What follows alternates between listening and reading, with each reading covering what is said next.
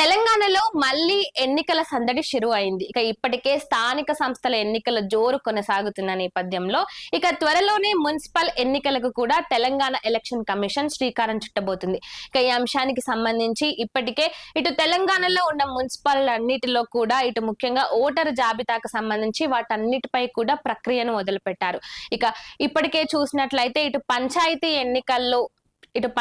ఎన్నికల్లో కూడా ఇటు ప్రతిపక్ష బీఆర్ఎస్ పార్టీ అదేవిధంగా అధికార కాంగ్రెస్ పార్టీ కూడా చాలా జోరుగా తమకు సంబంధించి ఇటు తెలంగాణ రాష్ట్రంలోని అన్ని జిల్లాల్లో వాళ్ళ సత్తాను చాటుకున్నారు. అధికార కాంగ్రెస్ పార్టీ కూడా ఇప్పుడు మున్సిపల్ ఎన్నికలకు సిద్ధమవుతుందట.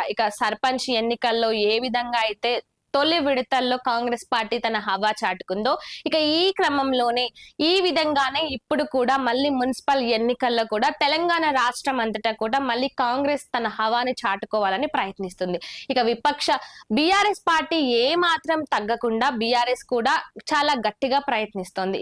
మొన్న సర్పంచ్ ఎన్నికలు ఏవైతే ఉన్నాయో ఆ సర్పంచ్ ఎన్నికల్లో ప్రతి జిల్లాలో చూసుకుంటే ప్రతి గ్రామ పంచాయతీలో చూసుకున్న జిల్లా లెవెల్లో ఉన్న నాయకులు ఎవరు సపోర్ట్ చేయకున్నా కూడా బీఆర్ఎస్ పార్టీ కార్యకర్తలు గ్రామ స్థాయిలో విశేషమైన విజయాన్ని సాధించారు. ముఖ్యంగా ఎవరి సపోర్ట్ లేకుండానే బీఆర్ఎస్ పార్టీ కార్యకర్తలు బీఆర్ఎస్ పార్టీ సర్పంచ్ అభ్యర్థులు మంచి గెలుపును సాధించుకున్నారు. ఏ మాత్రం కృషి చేయకుండానే ఏ మాత్రం వాటిపై ఇంట్రెస్ట్ పెట్టకుండానే అంత పూర్తిగా గెలిచిన మేము ఈసారి మున్సిపల్ ఎన్నికలపై ప్రత్యేక దృష్టి సారించాలి.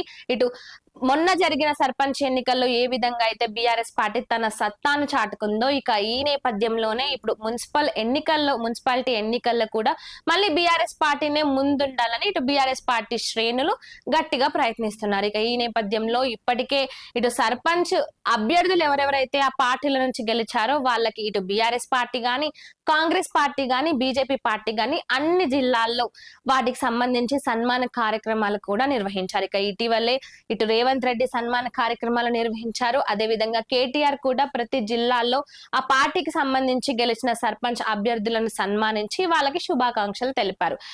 పార్టీ బలోపేతానికై కూడా ఎంతగానో కృషి చేస్తున్నారు. ఈ నేపథ్యంలోనే మున్సిపల్ ఎన్నికలు కూడా త్వరలోనే రాబోతున్నాయి. ఈ మున్సిపల్ ఎన్నికలతో పాటు జీహెచ్ఎంసీ ఎన్నికలు కూడా ఉంటాయా లేదా పెట్టాలా వద్దా అనే కసరత్తులో కాంగ్రెస్ ప్రభుత్వం ఉంది.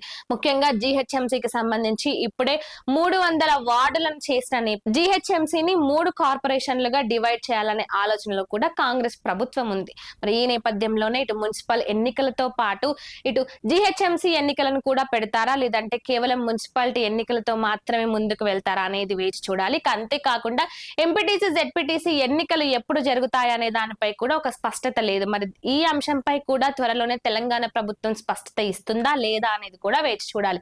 మొత్తానికి సర్పంచ్ ఎన్నికలు ముగిసిన నేపథ్యంలో మున్సిపాలిటీ ఎన్నికలకు కూడా త్వరలోనే శ్రీకారం చుట్టబోతున్నారు. ఈ అంశానికి సంబంధించి ఇప్పటికే ఓటర్ల జాబితాను ఖరారు చేశారు. ఈ నెల వచ్చే నెల జనవరి 10 వరకు ఈ ఓటర్ల జాబితాను ఖరారు చేయాలని కూడా ఎలక్షన్ కమిషన్ సూచిస్తున్నట్లు తెలుస్తోంది. ఈ నేపథ్యంలోనే మళ్ళీ ఈ మున్సిపాలిటీ ఎన్నికల్లో ఏ పార్టీ తన సత్తాను చాటుకుంటుంది, ఏ పార్టీ వెనకపడుతుంది అనేది వేచి చూడాలి.